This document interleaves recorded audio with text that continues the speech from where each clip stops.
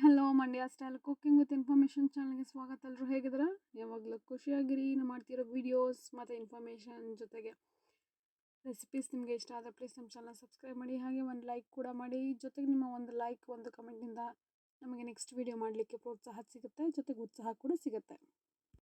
ಚಳಿಗಾಲ ಬಂತು ಅಂತ ಹೇಳಿದ್ರೆ ನಾರ್ಮಲಾಗಿ ಗಂಟ್ಲು ಕೆರೆತ ಇಲ್ಲ ಕೆಮ್ಮು ಅಥವಾ ಶೀತ ಕಾಮನ್ ಆಗಿ ಆಗ್ತಾನೆ ಇರುತ್ತೆ.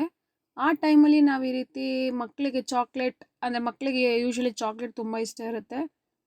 ಅದಕ್ಕೋಸ್ಕರ ಈ ರೀತಿ ಚಾಕ್ಲೇಟನ್ನು ಮಾಡಿಕೊಟ್ರೆ ಮಕ್ಕಳಿಗೂ ತುಂಬ ಇಷ್ಟ ಆಗುತ್ತೆ, ಜೊತೆಗೆ ಆರೋಗ್ಯಕರವಾಗೂ ಕೂಡ ಇರುತ್ತೆ.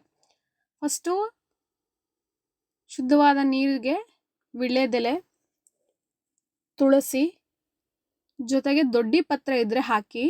ನಮಗೆ ಸಿಕ್ಕಿರಲಿಲ್ಲ ಈ ಟೈಮಲ್ಲಿ, ಅದರಿಂದ ಹಾಕಿಲ್ಲ.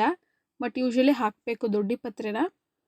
ಯಾಕಂದರೆ ದೊಡ್ಡಿ ಪತ್ರೆ ಅದು ವಿಶೇಷತೆಗಳು ನಿಮಗೆ ಗೊತ್ತಿದೆಯೋ ಇಲ್ವೋ ಗೊತ್ತಿಲ್ಲ, ಬಟ್ ಅದು ಕೆಮ್ಮಿಗೆ ರಾಮಬಾಣ ಅಂತಲೇ ಹೇಳ್ಬೋದು. ಈ ಅಲರ್ಜಿ ಕೆಮ್ಮು ಅಂತ ಹೇಳ್ತೀವಲ್ಲ, ಅದಕ್ಕೆ ಬೆಸ್ಟ್ ಹೋಮ್ ರೆಮಿಡಿನೇ ದೊಡ್ಡಿ ಪತ್ರೆ ಎಲೆಗಳು.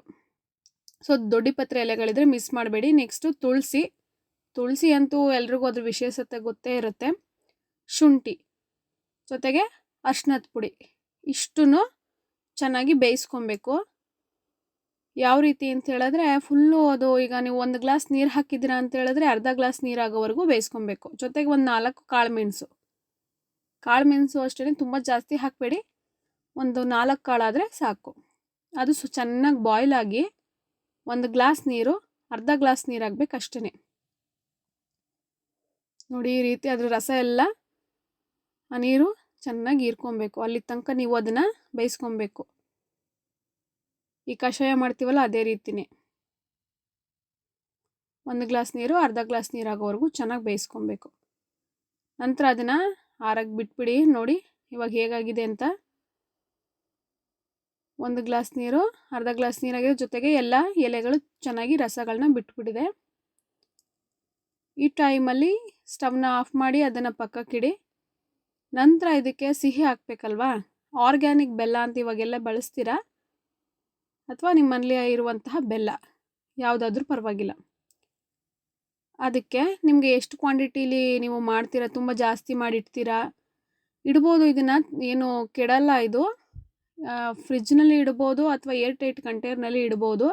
ಸಕ್ಕರೆ ಪುಡಿ ಹಾಕಿ ಅಥವಾ ಕೋಟಿಂಗ್ ಯಾವುದಾದ್ರೂ ಪೌಡರಿಂದ ಕೋಟಿಂಗ್ ಮಾಡಿ ಇಡ್ಬೋದು. ಬಟ್ ನಾನು ವಾರಕ್ಕೆ ಒಂದ್ಸಲ ಮಾಡೋದ್ರಿಂದ ನಾನು ಜಾಸ್ತಿ ಆ ಥರ ಏನು ಬಳಸಲ್ಲ.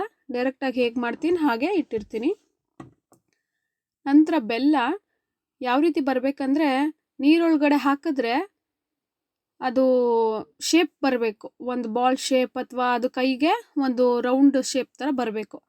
ಅಲ್ಲಿ ತನಕ ನೀವು ಅದನ್ನು ಬೇಯಿಸ್ಕೊಬೇಕಾಗತ್ತೆ. ಆ ರೀತಿ ಪಾಕ ಬರೋವರೆಗೂ ನೀರು ನೋಡಿ, ನನ್ನ ನೀರನ್ನು ಬೆಲ್ಲಕ್ಕೆ ಹಾಕುವಂಥ ನೀರು ನಾವು ಆಲ್ರೆಡಿ ಕಷಾಯ ಅಥವಾ ಕುದಿಸ್ಕೊಂಡಿರುವಂಥ ನೀರನ್ನು ಬಳಸಬೇಕು.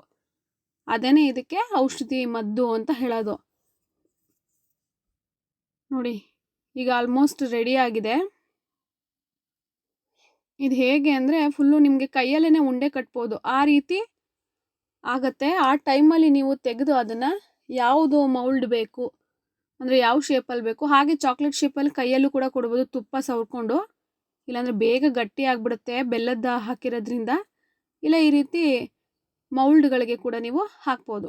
ಆದರೆ ನೆನ್ಪಿಟ್ಕೊಳ್ಳಿ, ಚಾಕ್ಲೇಟ್ ಥರ ಮಾಡ್ತೀನಂದರೆ ಇನ್ನೂ ಲಿಕ್ವಿಡ್ ಫಾರ್ಮಲ್ಲಿ ಇರಬಾರ್ದು, ಇನ್ನೂ ಸ್ವಲ್ಪ ಗಟ್ಟಿ ಫಾರ್ಮ್ ಬರೋವರೆಗೂ ಬೇಯಿಸ್ಬೇಕು.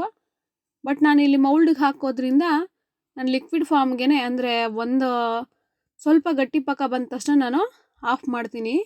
ನೋಡಿ ಈ ರೀತಿ ಬಂದಮೇಲೆ ನೀವು ಇನ್ನೂ ಸ್ವಲ್ಪ ಚಾಕ್ಲೇಟ್ ಶೇಪ್ ಕೊಡ್ತೀನಂದರೆ ಸ್ವಲ್ಪ ಗಟ್ಟಿ ಬರೋವರೆಗೂ ವೆಯ್ಟ್ ಮಾಡಬೇಕು. ಈ ವಿಡಿಯೋ ನಿಮಗೆ ಇಷ್ಟ ಆದರೆ ಪ್ಲೀಸ್ ಒಂದು ಲೈಕ್ ಮಾಡಿ, ನಮ್ಮ ಚಾನಲ್ನ ಸಬ್ಸ್ಕ್ರೈಬ್ ಮಾಡಿ. ನೆಕ್ಸ್ಟು ಇದೇ ರೀತಿ ಒಳ್ಳೆ ಮಾಹಿತಿ, ಒಳ್ಳೆ ರೆಸಿಪಿ ಜೊತೆ ವಾಪಸ್ ಬರ್ತೀನಿ. ಬಾಯ್, ಟೇಕ್ ಕೇರ್. ಯಾವಾಗಲೂ ಹೇಳೋದು, ಮತ್ತೆ ಹೇಳೋದು, ಯಾವಾಗಲೂ ಖುಷಿಯಾಗಿರಿ, ನಗ್ನಾಗ್ತಾ ಇರಿ, ಆದಷ್ಟು ಹುಷಾರಾಗಿರಿ. ಧನ್ಯವಾದಗಳು.